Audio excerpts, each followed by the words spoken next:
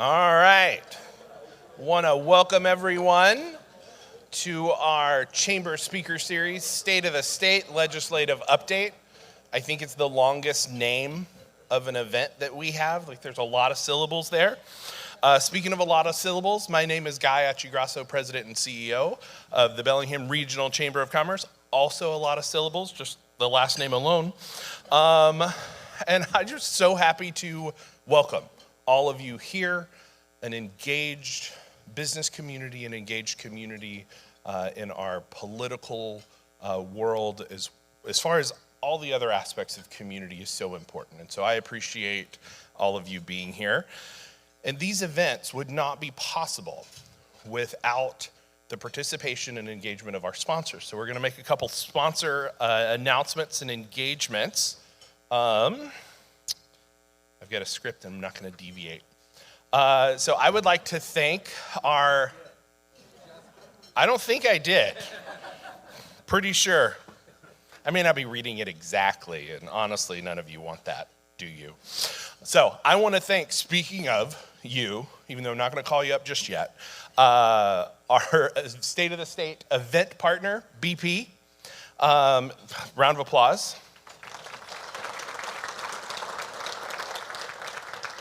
Another thank you, and we love to shout out our table sponsors for events, and so we have AltaGas as our table sponsor today. And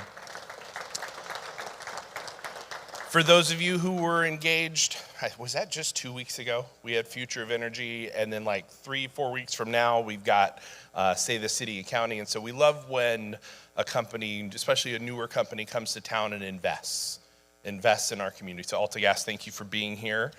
And then this series, this year, and if you're watching at some other point in time other than today, would not be possible without our presenting sponsor, Veritas Media. So round of applause for Josh and his team.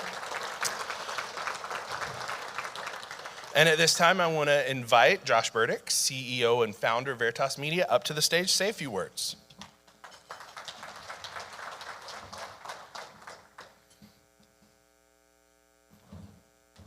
Yeah, I know, it's a little... We didn't do the stage. That wasn't us. Thanks for coming, everyone. It's good to see some familiar faces from the last speaker series that we did, the Future of Energy, and excited for the next one coming up as well. It's really an honor to sponsor this whole series and make this possible. Part of what we're doing here is recording this session so that we can see it online later and trying to promote the chamber in that way as well.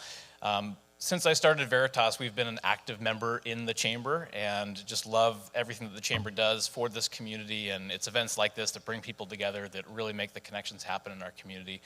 So really, really excited to be a part of this and this series. A little bit about Veritas. We do video production for businesses. I'd like to think of our team as problem solvers. We look at how do we use video to solve practical business problems, whether that's HR, recruitment, sales, marketing, training needs. We work in all of these different spaces, and at events, we do the event AV as well, so we can do town hall meetings and all kinds, a whole range of media and ways to support business. We've prepared a little video that I'd like to show you that kind of represents the work that we've done in our community and kind of demonstrates the breadth of what we do. Every day is a little bit different at Veritas, and this is a good video that kind of represents that. So enjoy.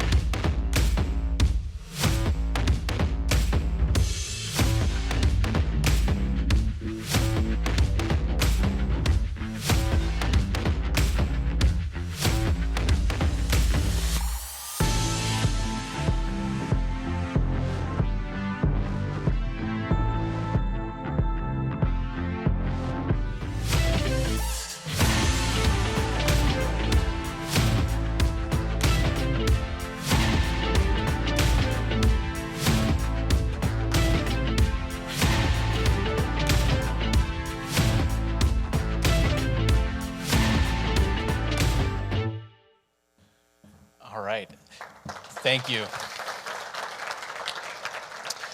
So before I give the stage back, I'd just love to thank my team in the back, Lydia and Brandon, for being here today and for all the work that you put into the work that we do. Thank you guys. And I will be hanging around afterwards. If anyone is interested to have questions about video, I'd be happy to chat. Thanks so much. Sir, thank you. All right, did everyone was like watching the video? I'm thinking like Josh and Sarah, who's our program event coordinator, did a wonderful job, are colluding. Because I think he put like a bunch of you in that video. I mean, I saw Phillips, I saw Lydia Place, I saw Dr. Meg. Oh. Yeah. So, and again, it celebrates what we as a chamber and that participation and that engagement that all of us get to do is build community. And so, Josh, great video. Thank you for being a sponsor. And next up, we have our event sponsor, BP. So Tom Wolf from BP is going to come up and say a few words as well.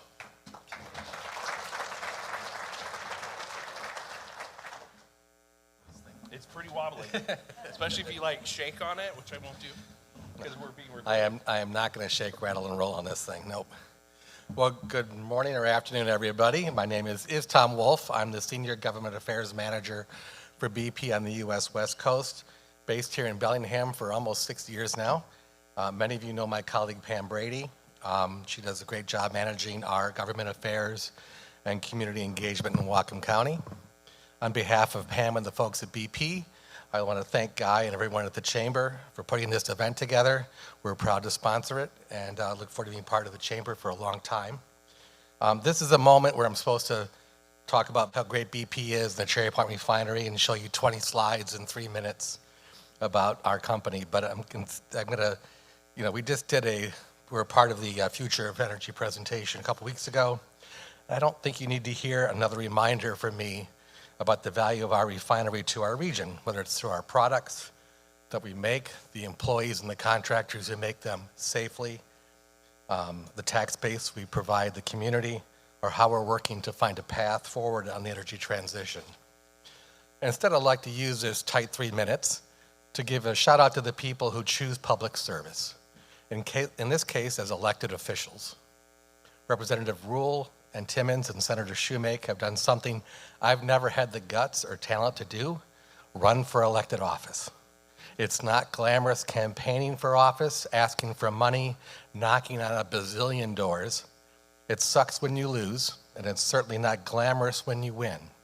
Just turn on TVW at 2 a.m. on some nights during session, and you'll see these three and their colleagues slogging through the legislative debate and action. And these folks have families and regular jobs to handle in addition to dealing with the people's business.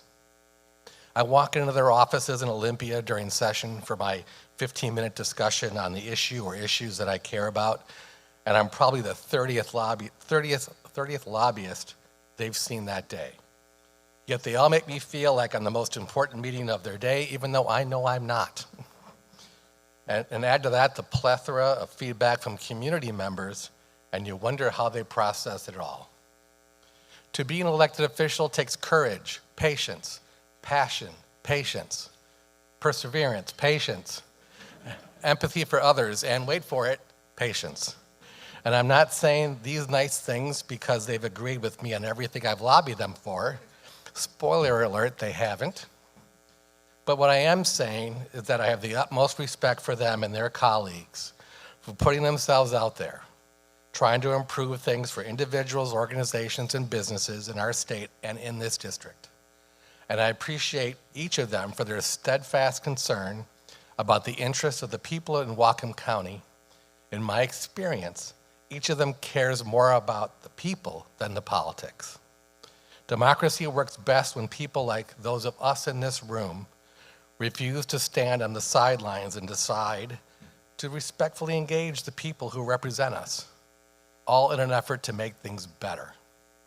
So thanks to you all for coming today and joining us, and thanks to Senator Sharon Shewmake, Representative Alicia Rule, and Representative Joe Timmons for their public service. Thank you very much.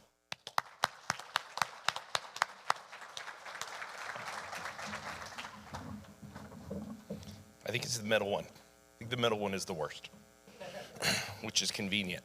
Thank you, Tom. Thank you, BP. And with that sentiment, making sure, scanning the audience, I do know that we have one additional public servant in the audience, City Council Member Michael Lilliquist, City of Bellingham. Round of applause for Michael for being here. And so it is that time where we're going to get going and get started and hear from our elected officials, who I want to thank you three for being here. A little bit of housekeeping before. Every table should have a stack of little question cards. It's always hard to know who's going to want to ask questions or who's going to want to ask 8 questions. So you have a stack. If you're one of those and you know who you are, want to ask like a bunch, maybe use judiciously. Let's say that.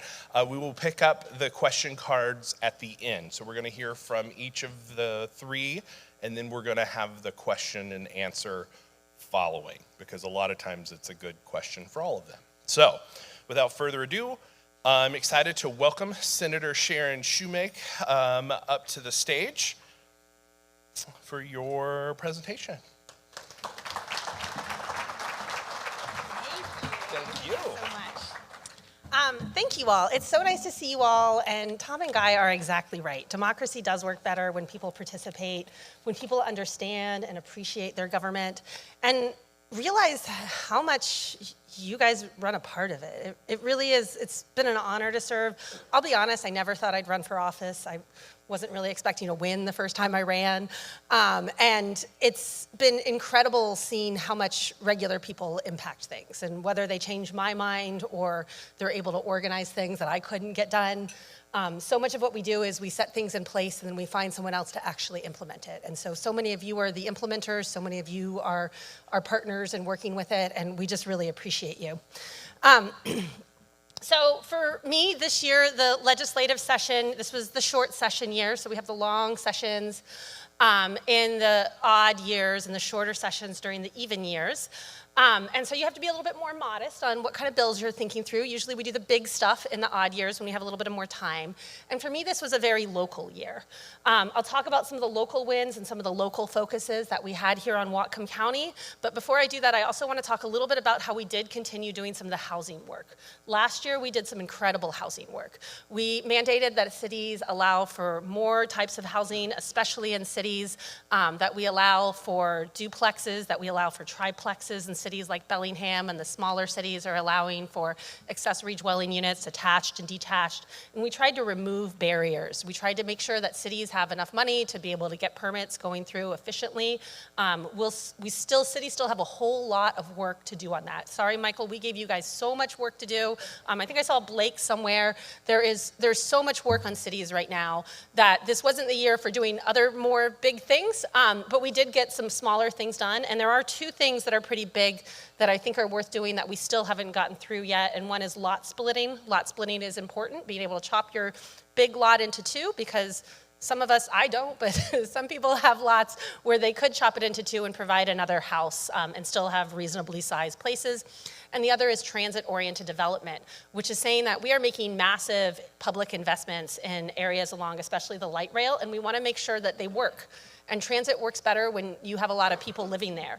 And so this is mostly in the Seattle area, but that does impact us, because when Linwood doesn't have enough housing, people move out to Lake Stevens, and they move out to Skagit, and that pushes people out to Whatcom. And so when we make sure that we build around where the jobs are and what are generating, what are bringing people here, we're making sure that we're not pushing that problem of affordable housing out to the rest of the state. And so there is that strong statewide reason. I'm sure every single one of you has been worried about housing, either because of a family member, yourself, or not being able to recruit employees because the cost of housing is so expensive. So we did have a few additional pieces that we did this year. We put additional dollars into the Housing Trust Fund that'll help projects like Millworks, and it'll help make sure that we keep our vulnerable communities housed or find housing for folks who currently don't have access to it. We created additional incentives. We see that a lot of people working from home changed a lot of the dynamics, especially in the bigger cities. So we put incentives for converting commercial spaces into residential areas where maybe you don't need quite as many office buildings. Can we turn that into housing? Sometimes, depending on the building, it's a little bit easier than other places. And so we're creating incentives to kind of create this new housing. I had two bills. One helps rationalize parking requirements. I call this a spot as a spot bill.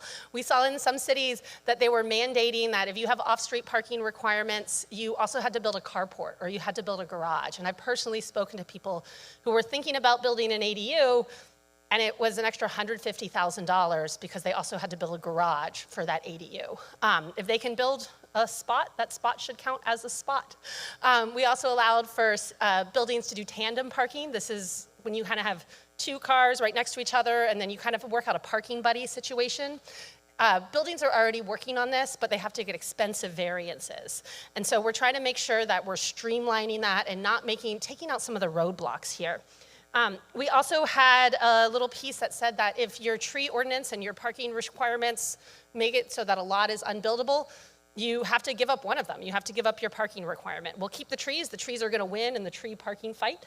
But hopefully that will make more of these lots buildable and we won't put too many onerous requirements on it.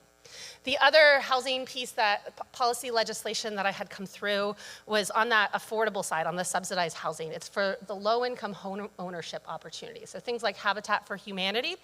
But this is a particular model. If you've ever heard of self-help homes, there's some great neighborhoods in Ferndale.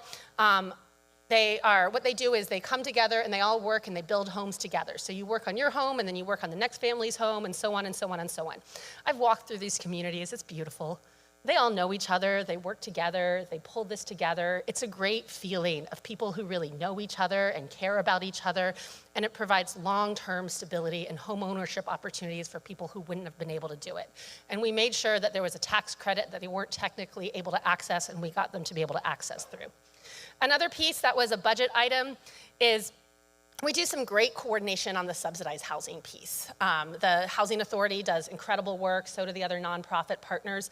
But what we don't do a great job of is thinking about what are the barriers to housing at the market rate piece. Could we be taking people like, I have maybe a spot that I could build an ADU, I don't know how to do it, I don't have time. Could we create a program at the county that would hold people's hands and say, here's what you want to do. Like, here is how you become a landlord, here's how you talk to, here are the steps. Could we do something like where I lived in Davis, California, we had a model lease where there was one lease that almost everyone in the city used. And so when I went into a lease situation as a 24-year-old who didn't really know much about the world, it was the same lease no matter where I was. So if I had a problem with my landlord, I could go and I could talk to my friend and maybe they read their lease. Maybe one of us read our lease. And so instead of having 60 pages and not really knowing what I was signing, it kind of helped us all be on the same page. And when I speak to small landlords, they talk about how hard it is to keep up with changing laws, changing tenant protections. And so having one person make sure that, or having one office make sure that this is working could be an excellent way to kind of smooth that over and help those small landlords. There's another number of other policy ideas that we've had at the local and the city level. I think it'd be really exciting to have people in our county government or our city governments thinking about how can we make these markets work better.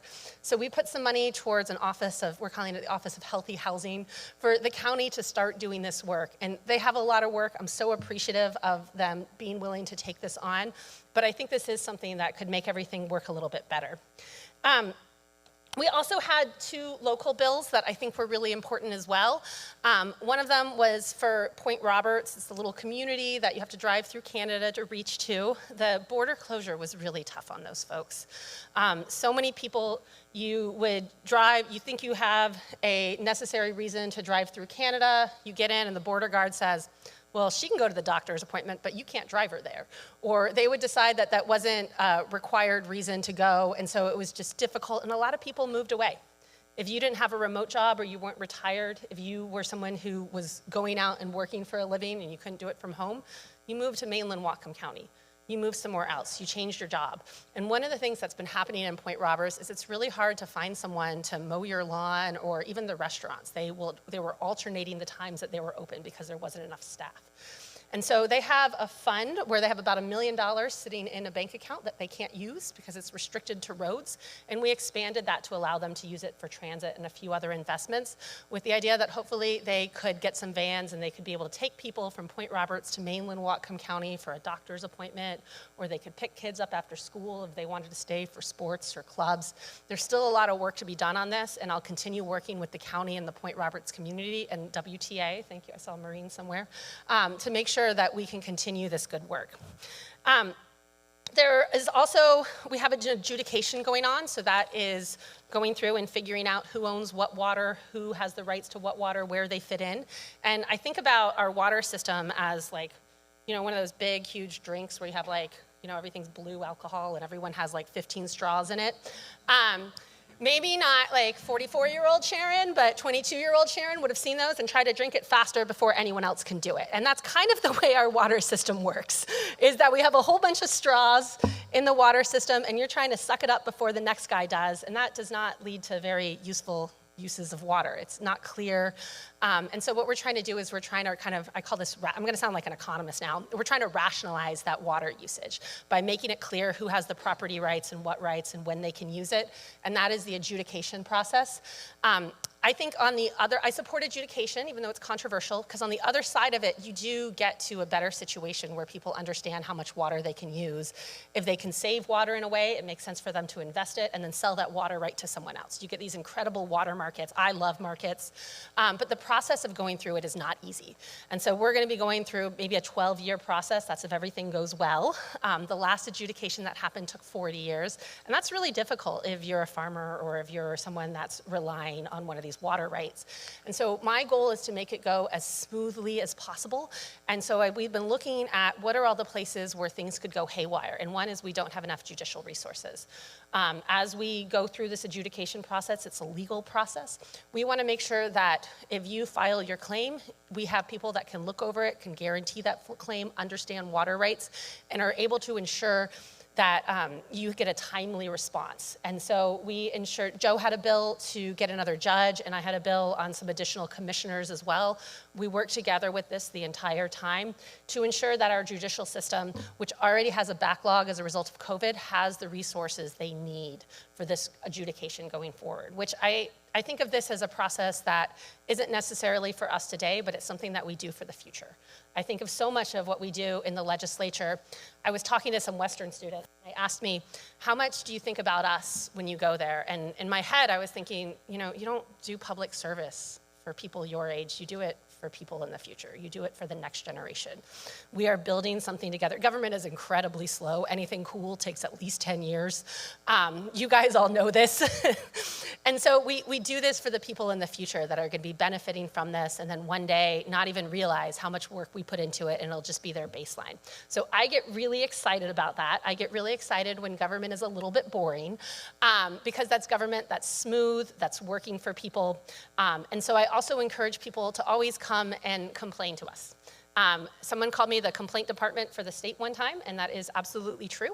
I have realized not to take it personally. I didn't set up some of these systems, but it is my job to listen to people. I may not have a solution immediately, but sometimes those pieces, those hearing where things aren't working, hearing where things can get better, when you tell me that, sometimes it lands in exactly the right spot, and we're actually able to make movement on that. So I always encourage people to really complain to their elected officials kindly.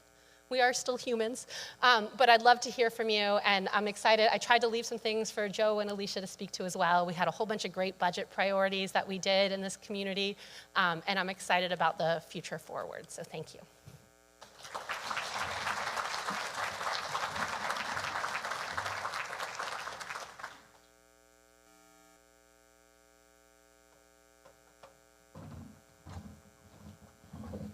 Oh, no one's on stage. Time for a coffee break. All right. Next up, I want to welcome Representative Alicia Rule to the podium.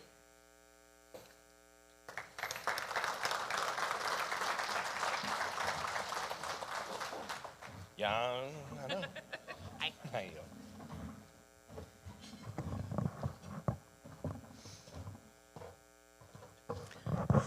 Hello, everybody. It's so great to see you.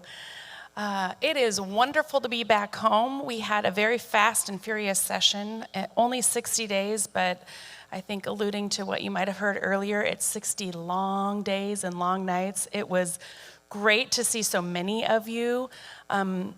Many of you come in and see us in our office and down in Olympia, and being able to come home and see your faces here and connect back in is a total pleasure. Some of the things that I'm most excited about that I would love to talk to you about are things that are happening for next year. We've only been back for several weeks, but I can't wait to think about what we can do in a longer session. So I'll catch you up a little bit. I've really been working hard on public safety and behavioral health. And so most of the times that I've been here with you, you've probably heard me talk about these things. And it's hard to see, but we have actually millions of dollars coming back from the state, back to Whatcom County, to invest in what is going to be the leading combination partnership between behavioral health and public safety in the state, and maybe even the country. There are many pieces to this, but one of the most exciting pieces is that we will soon have an urgent care center here for behavioral health. This is a win-win situation. I don't have to tell you what you already know about our community, which is many folks are suffering. And they're suffering on our streets, they're suffering behind closed doors, and in many ways. Part of that, and a very big part of that, is we are at the really head of our country's fentanyl addiction here. And, it's heartbreaking and it's overwhelming, I think, for all of us, particular business owners. I also, if you don't know this about me, I'm a business owner. By accident, sometimes I say that, because I have a behavioral health practice of my own in downtown. So certainly every day I'm reminded at the urgency of work that we need to do. This urgent care center will be behaviorally health led, but it's a great partner also for our first responders because they are able to effectively get the right help within a 7-minute drop-off. If you were a first responder here, you'd be jumping up and down saying, that seems unbelievable. But it is believable, and it's working really well in places like Arizona, and we're gonna have one right here. It's fully funded, and we just gotta get that thing built, and I'm just thrilled about that. So I'm very excited about that, but we're also building out a larger system.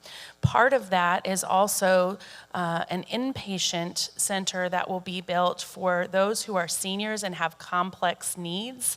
That's so important because our hospital right now is overrun and overloaded, and they really need to be available for their specialists to be able to handle things like car crashes and heart attacks. And by helping get the right people, the right kind of help in the right places, we can take some of that pressure off of all of our community. So that will be helpful for all of us, but particularly for those folks who will have the right kind of care. Instead of being lingering in hospitals, they'll be able to do some of that care in a more appropriate place.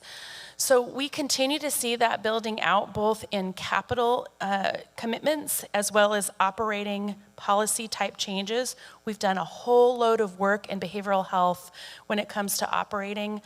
We've done everything from scope of practice changes to increase accessibility to massive historical funding in behavioral health.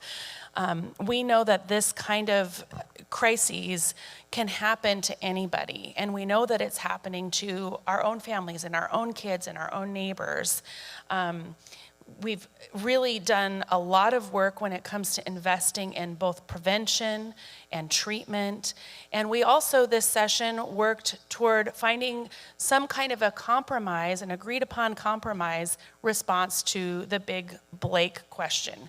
And I think that we are heading in the right direction when it comes to comprehensive care for those who are experiencing these really terrible fentanyl impacts. And that goes for the folks that are in it right now, but also for those of us in the community who really, as business owners, we need to be able to function. As maybe parents, we want to make sure that we've got public safety that works for everyone. We have funded co-responders, so that is wonderful. As a social worker myself, I've always felt that we've had partnerships between the behavioral health and the law enforcement when it comes to those emergencies. And the co-responder model is one way that we can both have safety for that social worker or that first responder, but also have that behavioral health provider be the right person at the right time. Those together, I think, are a winning combination for some of these calls. We've got an implementation of a 988 system. All of these things working toward a new way, a better way, a more effective way of matching this crisis that I think we all can agree is fairly overwhelming.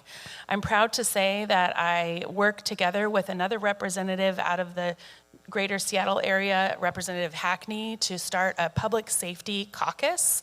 It's a bipartisan and bicameral caucus, and we're just really excited about being able to work together to move forward with a new way of public safety that really is addressing what we know is true, which is crime is up, violent crime is up 89% in our state.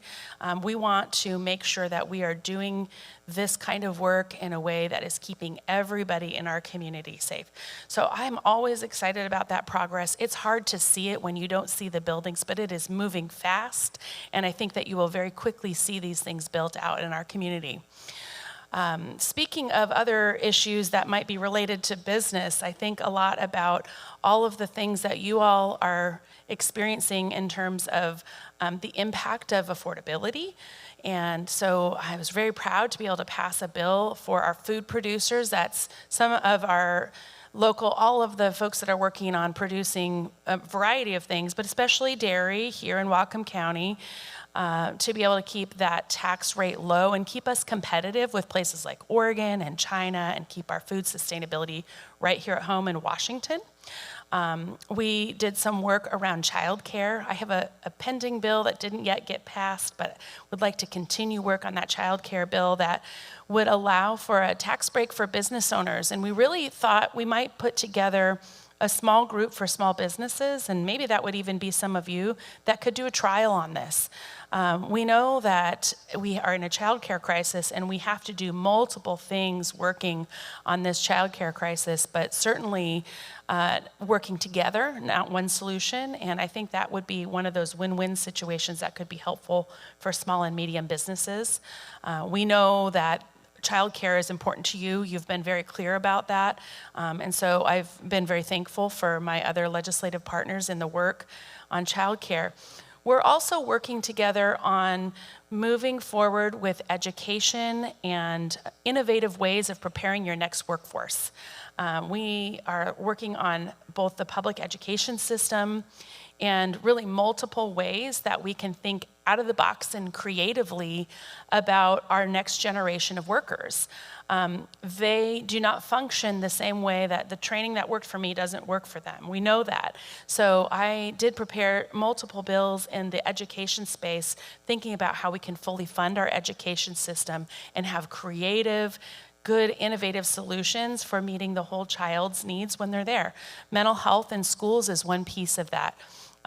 As mentioned before, we've got kids experiencing things like, sometimes it's having to use Narcan in the hallways to save lives. This is the reality of our kids today in our public schools. So we want to be sure that they have all the tools they need, including the right behavioral health needs right in school being met there and preparing them. We're really proud of the skills-based learning that we're leading, Representative Timmons in particular, and I worked on getting the Meridian Skills Base up and running. So, we have some good funding partners there, and we've been working on both a building and also operating costs.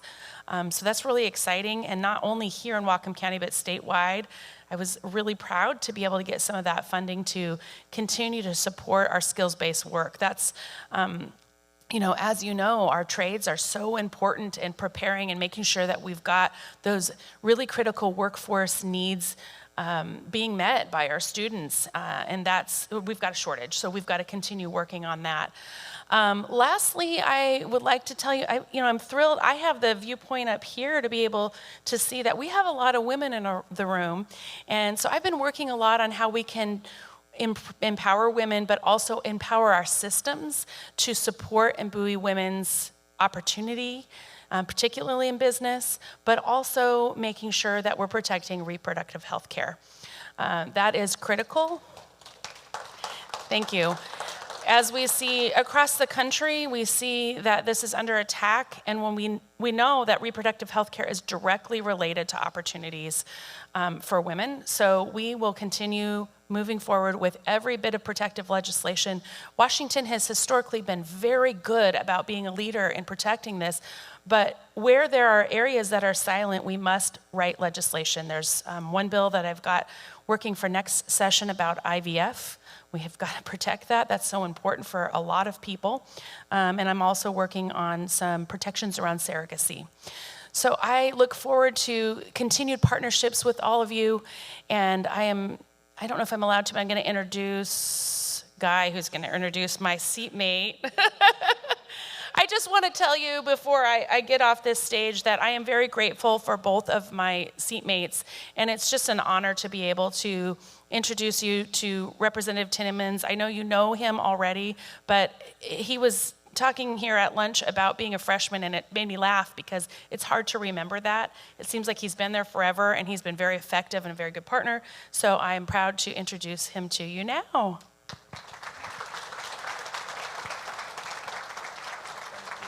It's very nice, thank you. Hello, everyone. Thank you so much, Alicia. Thank you for that introduction, and Tom as well. You really are one of my favorite people to meet with down in Olympia, Tom. So I know, but I will start by saying, one thing that I really appreciate about Olympia, and I think you touched on this, Tom, is we don't always have to agree to work together. And I think we as a county and we as a state have much more in common than divides us. That's been my experience down in Olympia. This last session, about 80% of the bills we passed out of the House were overwhelmingly bipartisan, meaning we have 98 members in the House, meaning 90 members or more voted for 80% of the bills that came out of the House. I really value working across the aisle. I think that's how we get the best policy made and has the best solutions for our local community, but our state as a whole.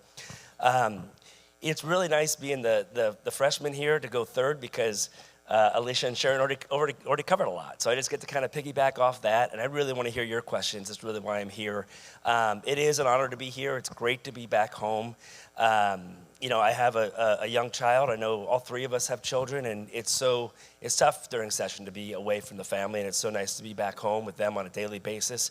As frustrating as it is sometimes, it's wonderful. So a few things for just priorities I had this year. I had 3 bills get across the finish line, which I'm very excited about. And they touch on some topics that I also had successes last year in the legislature. One around affordability, particularly for our seniors on fixed incomes. Had a bill 1985 this year that passed to create a PERS 1 and TERS 1 pension plan 3% benefit increase up to $110 per month for our retired educators and retired public servants on fixed incomes. Our state's pension plans, PERS 2 and 3, have automatic COLAs, cost of living adjustments, whereas for PERS 1 and 2, they don't. So for a lot of our seniors living on fixed incomes, as the costs go up, it's really challenging. I was really happy to get that bill across the finish line. And it also piggybacks off a bill I had last year, which created a tax exemption for prepared meals at assisted living communities. So excited for that. Also very excited that we got House Bill 2020 across the finish line, and I want to thank Representative Rule. I know you had an amendment on this bill in your committee. In the committee, this has created a public infrastructure assistance program. Natural disasters are on the rise, as we know, in our state and around the country, whether it's flooding or whether it's wildfires or landslides. And I think we as a state need to do what we can to help communities prepare and respond in times of natural disasters. So this bill created a public infrastructure assistance program within our state's emergency medical division. What that means is they're going to spend the next year meeting with folks and planning for what this new program will look like, and then hopefully come back to us next year and we can fund this program. And really this will step in to support public infrastructure when we don't qualify for FEMA or frankly assistance, or frankly when the federal government's just taking too long. So I'm really excited about that. And of course, after the devastating flooding we had in Whatcom County in recent years, that's really the impetus of my work there. Another bill I had was, as Sharon mentioned, this is House Bill 1992 to add a judge to the Whatcom County Superior Court to go from 4 to 5 judges. This will assist in the water rights adjudication process through the Department of Ecology that's coming up, help us process it more efficiently and hopefully time effectively. But it also will help us clear our backlog in court cases that we have in our courts. We already had a backlog and it was exacerbated by the pandemic. And so really excited that we got that bill across the finish line, and it dovetails with Senator Shewmake's bill to add water rights commissioners for the adjudication process. A few other things I guess I'll just mention. I, along with my colleagues, very concerned with the state of mental health in our communities, particularly for youth. One bill that I didn't get across the finish line this year that I'm really excited to bring back next year is a bill to encourage more social emotional instruction in our schools and to have a grant program to help school districts implement it. Our school districts have gone through a lot of mandates in recent years and are going through some financial crunches. I don't think now's the time to have new mandates around a topic like this, but I wanted to have a bill that encourages more of this social emotional instruction, which reduces bullying, reduces anxiety and depression, and increases academic engagement, which I think is so important, especially during this time of fentanyl. So looking forward to bringing that across, hopefully the finish line next year. It was a 60-day session. I thought last year was fast. Geesh, this year was fast and furious. 60 days does not lead to much time to pass bills. You know, when a bill will go from the House to the Senate, as my social emotional bill did, you know, there's only 2 hearings in the Senate there. So it makes it really tough to get it across the finish line.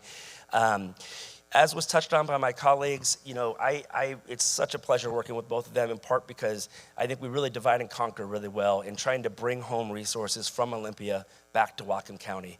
Thrilled that we got additional funding for that 23-hour behavioral health center, crisis center. It's going to be huge for our community. Also so thrilled, as Rep. Rule mentioned, that we got funding for phase 1 of the skill center at Meridian High School, which is also going to include a new early learning facility, up to 120 slots. And we know we need more childcare in our community. It's not only good for families, it's great for businesses. And I'm so thrilled, and I want to give a shout out to Superintendent James Everett. I don't see him in the room here, but Meridian Superintendent Everett, my goodness, he really worked this issue down in Olympia and really made our job a lot easier when it was trying to get capital dollars for that. Let me pull out my notes just to make sure I didn't miss anything here. Oh, also I see President Lemeron here from Bellingham Technical College. We're thrilled that we got $19 million for you, sir, and your campus there for emergency funding to help do some emergency repairs. That was in the governor's budget, and really glad that we had support from day one on that. What else am I missing? Let me just double check a couple things and then take questions.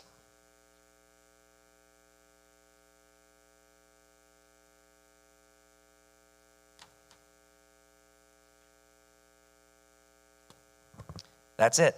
Really looking forward to hearing your questions, and thank you for being here. Okay. All right. How far can I go? Oh. There's a lot of comments I could say, but I'm not going to. I'm going to get away from that, though. So we're going to invite Alicia and Sharon up to the stage as well. You 3 can share that mic, and if you have questions, if you can just raise them up, Sarah and I will. Yeah, I'll walk over here.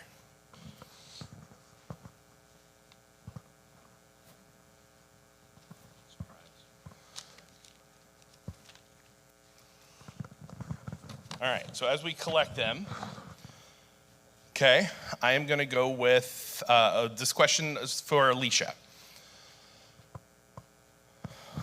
Always. I don't have my phone, so it's not going to help. Just so you know, I do have nightmares about these sorts of situations. Let's do it. Okay. Okay. Thank you. Be nice. All 3 for your support of House Bill 2247, which made social improvements to the credentialing process for behavioral health professionals. What, in your opinion, is the next best investment or improvement in the behavioral health workforce? Yes. I think we have to, well, I do want to tell you that we did get some movement for loan repayment, so that's actually really, really helpful. It's quite exciting. Ideally, this is a situation where we have, in behavioral health, we have a terrible shortage, and we've increased the need because now we understand the value of behavioral health providers. I think the bottom line here is they are not getting paid enough. So one of the things that we can do is we can make sure that they are not knee-deep or neck-deep in loans, and I'm really proud of that work that we did this year to be able to do that for some folks. I think expanding that would probably be helpful, but in addition to that, it really comes down to, these are people that often, pretty much have a master's degree and postmaster's requirements, and they're being paid almost the same as people who might be answering the phone as the receptionist, which is a very important job, don't get me wrong, but that inequity that happens with the loans and really with requiring that much to be able to meet their criteria is a real problem. So I think we're gonna need to figure out some strategies for getting their pay up. If I may answer off some of these too, I'm sure these are all for all. If it's okay for us to jump in, Guy? Sure. Okay, thank you. It's so nice working with Rep Rule, who has such expertise when it comes to behavioral health. And unfortunately, I think we've gotten to a point as a culture where we see the need so starkly because there's just so much need out there. Just to piggyback off a couple things, I think the workforce component is so important. We need to build more capital structures, capital facilities, but we can't meet patient needs without having qualified staff in a workforce. I was thrilled last year I had a bill that created a low interest rate student loan program for graduate studies in high demand fields, and that includes healthcare and behavioral health space. We have amazing undergraduate financial aid programs in this state, including the Washington College Grant, but graduate school is expensive, and I want to create less barriers for folks that want to go into these fields that we need people into. We also, as a state, are moving towards more compacts, agreements for licensure, which is exciting, right? To think that we can reduce some of that red tape and the barriers to folks who maybe want to come to this state and do the skilled work that they have. And we had a social worker licensure compact bill this year as well to help folks who maybe want to come and use their expertise on Washingtonians, and it makes it easier for them to do so. But as Rep Rule said, more work to do for sure. Okay, question for Sharon specifically, but again, if everybody has thoughts, feel free. How do you or others in state government see AI transforming long, complex government processes? 30 seconds. Cool, thank you. I think we're at the stage where if you ask AI to write an essay on, I don't know, something in my class, it's going to sound terrible right now, right? And so AI is still not quite as smart as a smart human. It's a really, really poor student that gets their grammar right, level of smart. It just sounds different. So I've been talking about this with my students. It's a tool. We should absolutely be using it for kind of the dumb, boring things. And some of the things that government does is kind of boring. It's a lot of crossing T's and dotting I's, which is important work to do, especially in a government and a legal framework. And so we created a task force because I'm not sure we have an answer to that question yet. We should be looking at automating processes that we can automate, but also thinking about what do we do about, the deep fakes, or how do we think about the job market going forward? How do we think about jobs that we may not need in the future, and how do we retrain those people? I tend to think, as an economist, I take this long view. Back in the day when everyone didn't know how to operate an elevator, we had elevator operators, and we don't anymore, and we also don't have massive unemployment. So we figure out ways to, there's an adjustment process, but we do figure out ways to train people. Then people have incredible gifts and knowledge and these plastic brains that can learn all sorts of things and do things computers will never be able to do. And I think we're gonna be figuring out that going forward. So there'll be jobs of the future. I am concerned about jobs of the future, but they're gonna be jobs of the future that none of us are anticipating, such as, my grandmother never would have thought that someone would be building an artificial intelligence machine with a whole bunch of basically regression analysis. So I think it's exciting, and I think we'll we're definitely paying attention to that and working on it. And if whoever asked that question, if you have ideas, come talk to me. I'd love to hear them. Just quickly off that too. I mean, I think I know we have a lot of education leaders in the room. You know, I want to hear from you all in terms of what's the best way to not only train for jobs of today, but jobs of tomorrow, right? We want our students who are going through high school, going through our higher education institutions to be prepared to work with these new technologies and to be nimble to change those technologies when they come. So that's something that as I'm not a tech savvy person myself, so when it comes to something like AI, it's complicated and I know that, but I want to lean on experts who know how to train folks to deal with these issues moving forward. Okay, I don't know if this is popular or unpopular, but I'm gonna just tell you, I'm a little bit excited about it. And I'll tell you why. As I mentioned, I own a business, and there's a lot of mundane work that is hard to fill. And I don't know. So for example, I was doing some recruiting work last night and needed to put out emails to invite people to interview. Oh, wow, isn't that a nice little tool? Writes it up for you, you can proofread it, time saver. I thought about the efficiencies that can be helpful. Now, did I send it out without reading it? No, because I want it to be my voice. But I just thought that's a tiny bit of the opportunity that might be in front of us is pretty exciting. And when I think about what that could potentially do for government is I wonder, would it be possible if we could start streamlining slow government processes? Wouldn't that be nice? You know, particularly around some of the big plans we have for building housing and other kind of commercial development, how helpful that could be to just cut through some of that very slow slog. So I feel excited at least about that part. I know it has to be really well thought through, and I don't think we even know all that we need to know to make any sort of assessment or decision on that yet, but I think there's some potential possibilities that are enough to be excited about. Okay, so next question. Actually, before we do that, if anybody has additional questions, we're doing okay on time, so we may be able to get to everything, but just raise them up and Sarah or I will be around to pick them up. But next question, this one's for, I think all of them have been for all three. So just all three of you.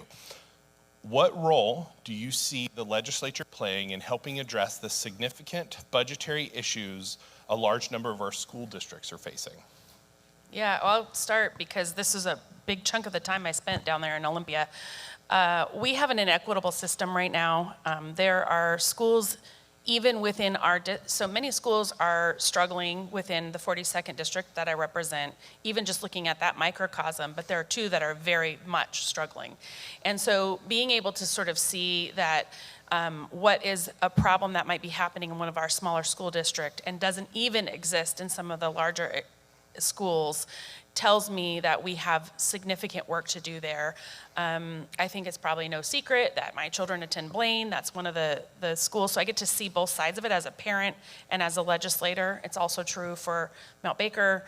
I talked to Bellingham the other day. They're like, we're facing funding shortages, not to the same impact, but we're talking about not being able to have a library open for children to access. I mean, it's completely unacceptable. So we have to make some changes.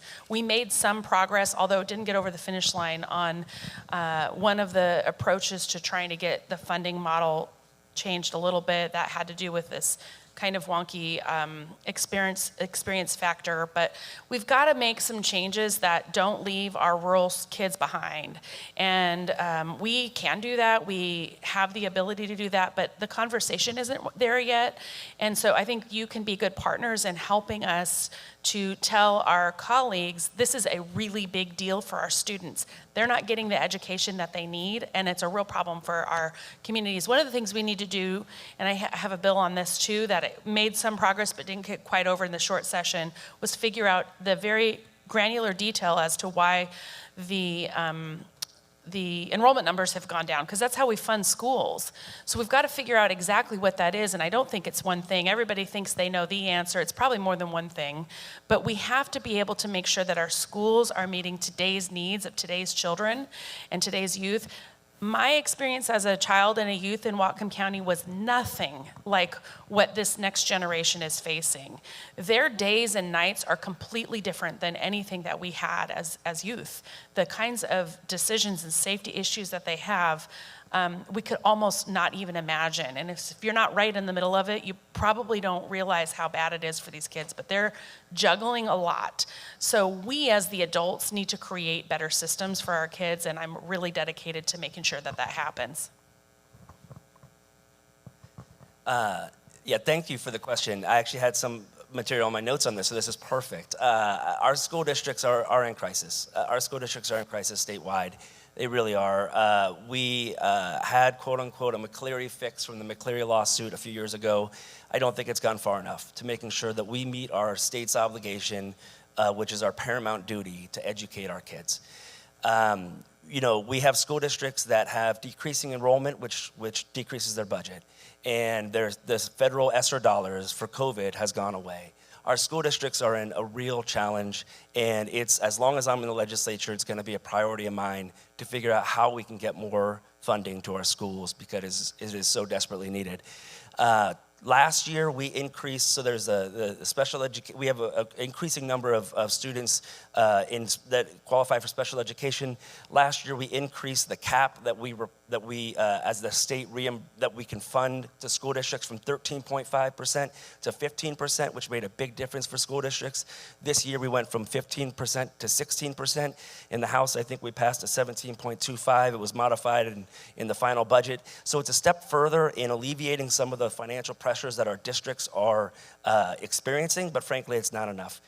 And we also provided more funding this year for classified staff in that prototypical school funding model. But that's only on the operating side. We, I think, are in a crisis on the capital side as well. We have school districts around the state that have wonderful, beautiful facilities, and frankly, we have some school districts with aging and archaic buildings, and they can't pass a school bond to replace them.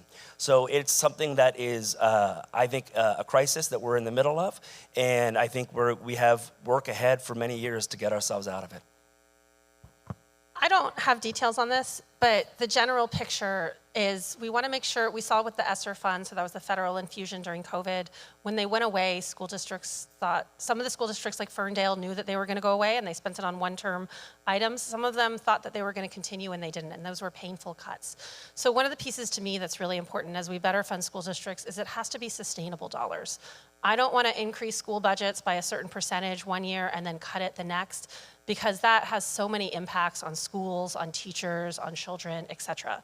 So I think this is fundamentally a problem of our tax system. We have one of the more regressive tax systems in the United States. We rely too much on property and sales tax, and I think we need to look about ways of ensuring that the very, very wealthy people are paying their fair share of taxes. I know I'm saying this to the chamber, but even then, I think that we can all agree that education is one of the best investments that we make in our future. It's, you can't do much when you don't have an educated workforce. You can't do much when you don't have a place that parents feel safe sending their children to school. And when we ensure that we're making this investments, it's key. When we rely too much on property taxes, especially to fund our schools, what we're saying is that districts like Mount Baker School District, which are relatively property tax poor, they just don't have the same opportunities as children in a much wealthier district like Bellevue. I don't think that's acceptable. I think that every single one of our children in Washington State deserve the best education that we can provide them. I've been personally very happy with our school experience in Bellingham. I think my teachers are geniuses. I joke that they're little witches that get my kids to do things I didn't know they could do. They've taught me to be a better parent as well. And I think everyone should have these kinds of opportunities. Everyone should have these opportunities of AP classes or additional extracurriculars or career and technical education, whatever it is that is inspiring a young person, that sets them way up, and that should start from birth all the way until you feel like you're done with school, because you're never really done with school. We are continuously learning, and we need to make sure that that ecosystem is working for everyone, and that contributes to greater economic growth. Okay. It's like, are they going to pass the mic again? I don't know. It was really hard for me not to mention B&O tax, but I'm just going to leave that there. I don't know if schools are in B&O. I don't know. Just the taxed nature Yes. of who's taxed and how much, all that. Yeah. All right, moving on. And I will say, quote, live, learn, work, and play, quote, right? So, switching the conversation to healthcare. we actually merge these two questions. How can we operate a full-service hospital, a hospital that provides 100% of healthcare, and I can't read exactly, but inclusive of everyone. Additionally, how can we improve emergency care in Whatcom County? Wow. So I don't know if you've noticed, but we have pretty good coverage on some issues, and healthcare is a hard one. I think one of the things that John Scanlon has been working on at the county is trying to figure out, can we do some work with hospital districts? So I had one of my babies at Peace Health at St. Joe's. They did a great job, but they don't do everything. And so, and I like to see competition. I like to see alternatives. I want to see people have different options. And so could there be things that Peace Health doesn't want to do, or they have restrictions on doing? Things like reproductive care, things like end-of-life care. Could we potentially put some county dollars or tax ourselves to provide some hospital districts that could do these things at affordable rates and then could hopefully be reimbursed by insurance companies and Medicaid. I think there's still going to be work to do. We did do some incredible work, I think it was last year, on healthcare, especially some of our rural hospitals were just in really, really dire straits. And so we were able to work together on ensuring that nurses have the rest breaks they need. We've been having some fights over staffing ratios and supporting our nursing workforce that the hospitals didn't really want to do, but they were willing to do that if, not that they don't want to support their nursing workforce, they didn't want to do what the nurses union wanted to do. And so we were able to come to some compromises where we did some of those rural bailouts, some other things that the hospitals wanted to see, and able to do that at the same time as the nurses while also doing a nursing compact, which makes it easier for people moving in from outside of Washington State to be able to get a license here. We had done some of that work for military spouses and others that have to travel, but we're doing it more widely. So hopefully we'll be able to attract that talent as well. And part of that I would also say is housing. I hear from folks over and over again that it's really hard to find housing near St. Joe's, even when you're on a nurse salary. I remember I was outdoor belling, and I was speaking to someone who was living in a mobile home and they were going to be selling it, and she was a nurse and she didn't know where she and her daughter were going to go. And I was like, gosh, if this is having on a nurse's salary, how can anyone else compete? This is tough. I hope that answered the question. And I'll just jump in on a couple of things. I mean, I so much appreciate, Sharon, you bringing up housing here. I mean, Senator Shewmake is one of our leaders in Olympia on housing, and it's so nice to be able to glean information from you. I mean, I think it goes to show that there are, so many of these challenges are interconnected, right? They're not in silos, right? Housing, childcare, we know, is critical to strong workforce. And when it comes to staffing up at somewhere, place like St. Joe's or some of our local clinics, these talented individuals, we can't attract and retain them if we don't have places for them to live. I think that's a really good point. I think something else that hopefully will change over time as we are continue to invest in it, but from what I hear from hospitals, they're having a really hard time discharging people because there's not a place for someone experiencing a mental health crisis, for example, to go, which then takes up a bed and takes up a place in an emergency room and slows down that time for folks to come in and get care. So I think having more of the clinics and the crisis centers that we've talked about today, I think will help our hospitals discharge folks, which will then open up more slots. So it's definitely complicated and it's interconnected, in my opinion, in a lot of the other issues. Agreed. I think that's, in speaking with the hospital that we have, they will tell you that's their number one request and need, because they really have experts there. We've had some really incredible medical providers at our local hospital, but if they are bogged down with the kind of social issues that are landing there, and really it's not the appropriate place, but it's the only place, then they're not able to respond to the kind of emergencies and surgeries that we need them to be able to do. So that is the number one most impactful thing that we can do. But we also have to make sure at a legislative level that we are supporting policies that protect our independent providers so that they can continue to work in our communities. Workforce shortage is the biggest issue in healthcare, and it's certainly true right here in Whatcom County. I'm particularly worried about the lack of access to care for women here. That continues to be true as it gets harder to afford to live here, harder to be an independent provider, and really just kind of harder to attract folks to a really expensive place to live.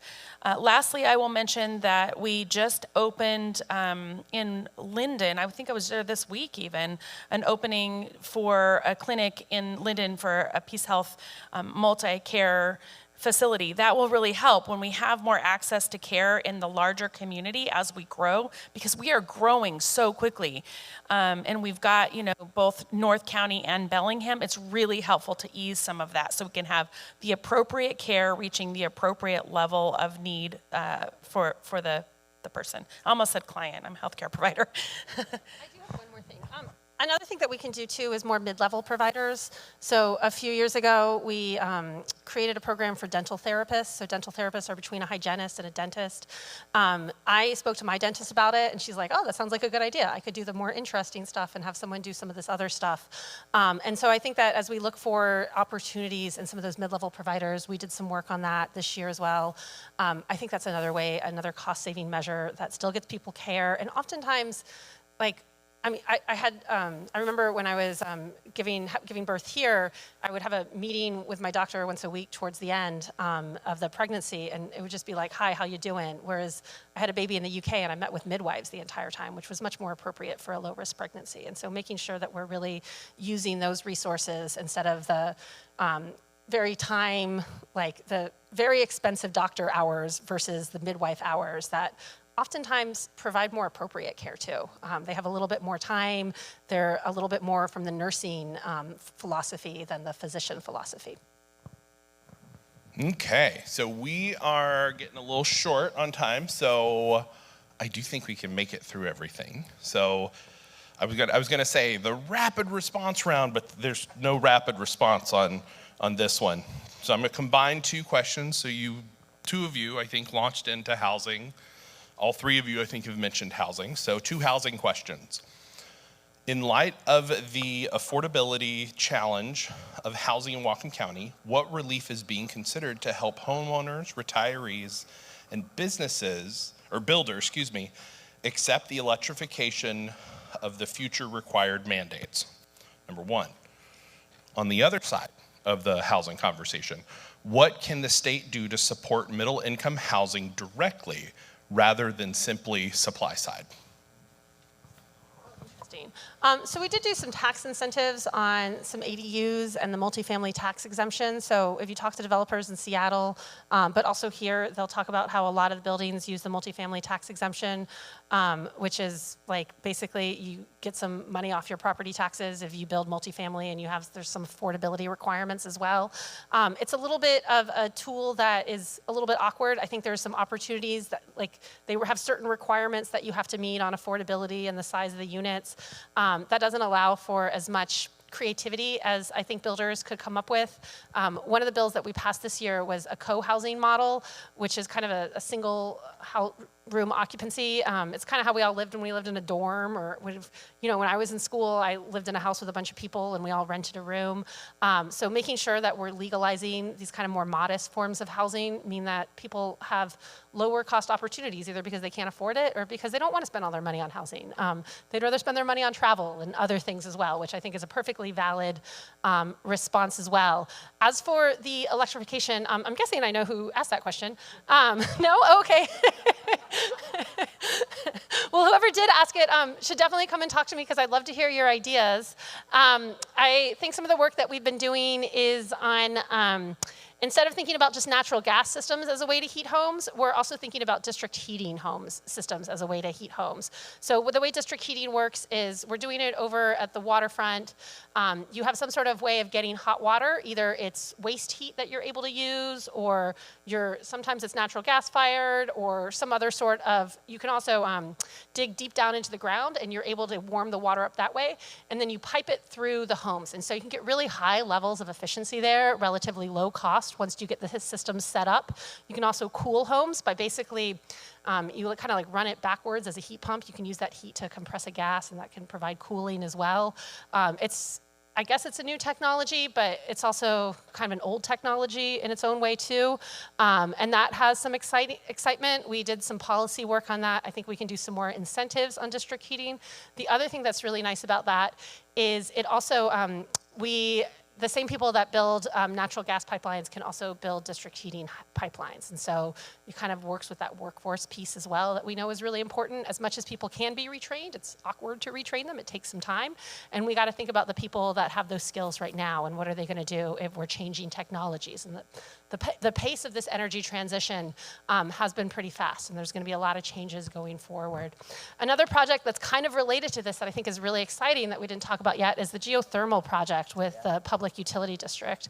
So our Public Utility District is looking at, we got some money for them to do some initial investigations into whether or not they can support geothermal electricity production over up at Mount Baker, and it's a collaboration between Nooksack Tribe and the Public Utility District. And we don't know really what's going to happen. That's why we put public money in, so they can figure out whether or not this is something that's financeable.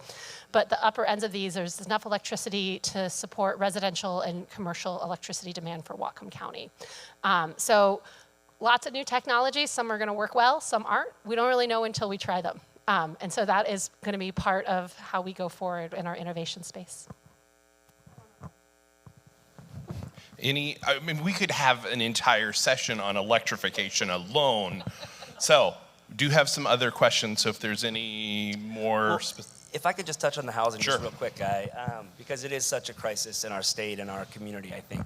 I appreciate the question of what can we not do, not just around supply, but I think ultimately we have a supply shortage, and we need to be doing everything we can to ramp up units, which is going to help everyone at all income levels. We invested $400 million historic investment last year to the Housing Trust Fund, which is for the lowest income folks in our community. We added another $127 million this year, which is an incredible investment. But I think the work that we did last year around missing middle and ADUs, I think will hopefully create more units for folks, which will help bring down the cost. I want to learn more, honestly. I hear from folks about the challenges of building and what that looks like. I would love to learn more about that this interim, and if there are things that we can do at the state level to help make that easier, whether these are city or county changes we need to make, because I think we really need to ramp up supply. And then the last thing I'll just mention is I know there's a real interest in our caucus, and I agree with support for renters. We need to figure out to provide some more stability for renters in our community, which I think will help folks stay in their homes and be the productive citizens that we want. Just a few years ago, our rent went up 35% here in Bellingham. We had a 1-year-old at the time, $600 a month. It was a real burden for our family. And I know when I talk with constituents, our experience, unfortunately, isn't that unique. So we have a lot of work ahead of us on this issue. Sure. There was a lot in those two questions, quite a bit of detail. But the thing that I can't leave this stage without saying is I'm really worried about the cost of us moving so quickly. And that's hard to say because it's so important. I also know that we have fires ravaging through our state and through our country because of climate change. This is hard work. But I want you to know that while we're moving forward with alternate energy, new energy, innovative energy, as fast as we can and investing in all the places, I will not and have not forgotten the realities of affordability, because I know that we have many people in our community who are struggling, seriously struggling to figure out how they're going to pay for groceries right now. That is real. And I am concerned about making sure that we're putting in infrastructure in place that people can access the heating that they need, that's effective and that is cost effective. I believe that we can do both of those things, but it is going to take a complete commitment to working together in order to be able to do that kind of sophisticated work that actually works, moving forward at the rate that we need to, but also ensuring that our communities aren't left behind. I'm talking to people regularly now that are telling me, and as a single parent of 3 kids, I feel it. We just don't have the room that we had in our budgets because food is expensive, rent is expensive, buying a home is expensive. It's not expensive like, oh, now I have, less vacation money. For many people, it's like, I don't know how I'm going to decide what I'm going to pay for. Do I pay for groceries or do I pay for gas? Those kind of things are really challenging. So I don't want to lose sight of that, and I know my colleagues understand that as well. And I also recognize we have to rapidly move forward with all these options. So I'm very proud of lots of the innovation that's happening across the state. We see energy moving forward quickly, and we have some of the very best energy leaders in our country right here in Whatcom County sitting in this room. So let's partner and figure out how we get to be the leads on these things and how we can be the ones who are moving the country forward in a way that works for all of us and not leave anyone behind.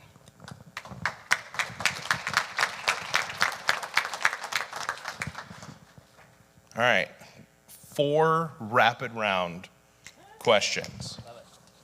Okay, is there likely to be some funding for earthquake resiliency in Washington State soon? Great, I hope so. This is rapid in politician doesn't work, right? That was rapid. That was rapid. The Department of Emergency Management is a good partner of mine. And actually, Rep. Timmons and I both have been working very, very closely, and this fits in my committee. They're telling us it's our #1 issue. It's expensive. We're not even close to being where we need to be on that, but we understand that it needs to be at top priority. Anything to add? Agreed. Okay. What do you see as the top 2 or 3 aspects of that the legislature can improve the affordability for businesses and families in Washington State? 2 to 3, rapid. B&O tax. Yeah, I was gonna say, and I appreciate you bringing this up earlier, Guy, and of course you too, Rep. Rule. I mean, for those of you who don't know, my folks created a small business out of our garage when I was 5 years old. My dad's a retired pipe fitter, and it's a successful business now, I'm proud to say, in South King County, doing heating and air conditioning in commercial spaces. Growing up in that environment, I mean, I did hear, to Senator Shewmake's point, we have a tax structure that I think we need to be taking a holistic look at and how we can make it more equitable for folks, and that includes making sure that our small businesses can grow and thrive in this community as well.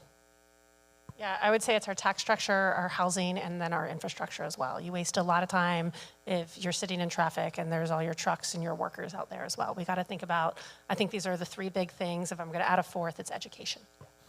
Making sure we have the workforce ready. Abundant housing. I won't jump on that soapbox. Next up, there is a national narrative that the country is divided and angry, both at government and angry at each other. You deal with people every day. Are you seeing that? Yes, on a brand level, but it feels like we're fighting Nike versus Adidas.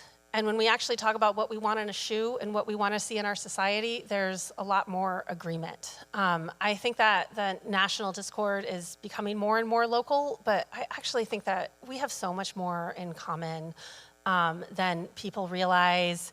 I grew up as a Republican listening to Rush Limbaugh with my family. My dad jokes that his biggest mistake in raising me was letting me go to college and becoming a liberal.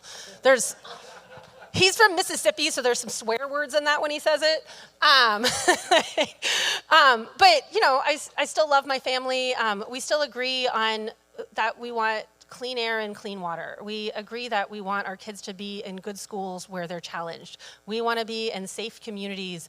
We want to help out people that are poor, whether that's people that are coming new to our country or people that just didn't have all the advantage that everyone else had or had some sort of health problem. I actually think Americans are pretty compassionate across the political spectrum. We might have some disagreements on religion sometimes and what exactly should be taught in our schools, but oftentimes I find that people get really caught up in the talking points. And sometimes I hear the talking points about what I voted for, and I was like, I don't want that either.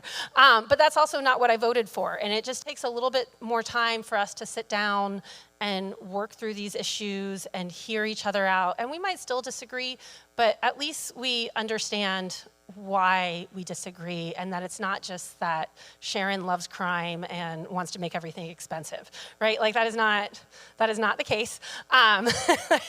Just for the video, I do not love crime. I think everyone deserves to feel safe in their community, and that includes expecting one another to be kind to each other and compassionate and listen to one another. Yeah, absolutely. I mean, I think I really do believe we have more in common than divides us. As I said, 80% of the bills that came out of the House this year had overwhelming bipartisan support. In Olympia, you'll see Republicans and Democrats working on issues together. You'll see them socializing together, and I really do think that it gives me some hope from our democracy. That said, we do have differences of opinion sometimes, and I think as long as we're respectful to one another and talk through those, I think it's really healthy. I think the worst thing we can do is get into our silos and avoid each other. But that said, I am really nervous, frankly, about not only our local community and our state, but our country for the months ahead. I think we're going to be hearing a lot of different rhetoric on all sides, and I think it's indicative, frankly, of us all in this room to not buy into that and to still maintain healthy relationships with folks who we may not agree with everything on. I agree, and I feel thankful for the opportunity to be in a group of leaders like you. I have been working with the Lieutenant Governor and several statewide partners on civic health. There was a very legitimate survey done of really if 0 was total civil war and 10 was utopia, where do you think we're at? And the answer was average 2. So we are feeling it. The civic health is at risk. We need to actively work to invest, all of us, not just us in the legislature, but all of us together. We need to partner and look at how we can re-engage in civic health, re-engage in conversation again, how we can reconnect. I had a budget proviso that didn't go through this year, working with Chuckanut Health Foundation, that I will absolutely passionately be working on next year, because it will fund right here in our community an intention to build connection again. We still see, I love to see you all in the room, but every group that we talk to, doesn't matter if it's private, public, or whatever, we don't even see even close to the in-person event response that we saw pre-COVID. It's just not there. Even within the mental health field, people are telling me, well, we don't do groups anymore, we only do them online. Well, I appreciate that that's one more tool, but it tells me something about where people are at. We're not connecting the way that we used to, and we have to do some active work. And that's the way that we get back to that civic health. We have to learn how to be able to engage. I know this was the short round or the fast round, but I think this is one of the primary obligations that we have, and I say collectively, all of us. Who cares? Red, blue, or otherwise, you need to be able to be your leaders in your community to say, we can engage in something that we agree or disagree on, and we can still stay respectful, and you've all done that really well. Let's stick together. It's gonna be a tough few months ahead of us, I think. But I believe that Whatcom County will be able to do very well amidst a lot of stress around that. Very last question, very short before we go. What is the single succinct way people can help in the work? I think we just talked about it. Perfect. To me, that's the most important thing that you could do. Yeah, I agree with that, and also just stay engaged. Please reach out to my office, our offices, if you want to. If it'd be helpful for me to see something that you want me to see to help inform policy decisions in Olympia, please. I'd love to come out this interim. Please reach out and stay connected. I think you guys are already doing a lot of this work, whether it's Carl was telling me about the waste fuel or the chain of used fryer oil and how we turn that into airplane fuel. That is one of the goals of our state, is figuring out sustainable aviation fuels. And we don't, we're not doing it specifically. We're setting up the infrastructure to do that. I was talking to Dr. Meg Weber about her work as well on entrepreneurship and working through that next generation of people. And so I thought that my job when I became an elected leader was to do all this cool stuff, but I've realized more and more it's to empower others to do cool stuff. So come at me with your cool stuff, and maybe in 10 years we'll have something really cool. Awesome. How about a round of applause for our electeds?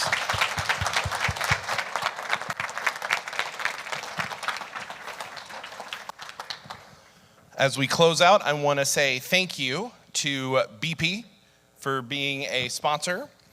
Thank you for AltaGas table sponsor. And of course, thank you Veritas and Veritas team for helping this out. I probably shouldn't talk with two mics right there.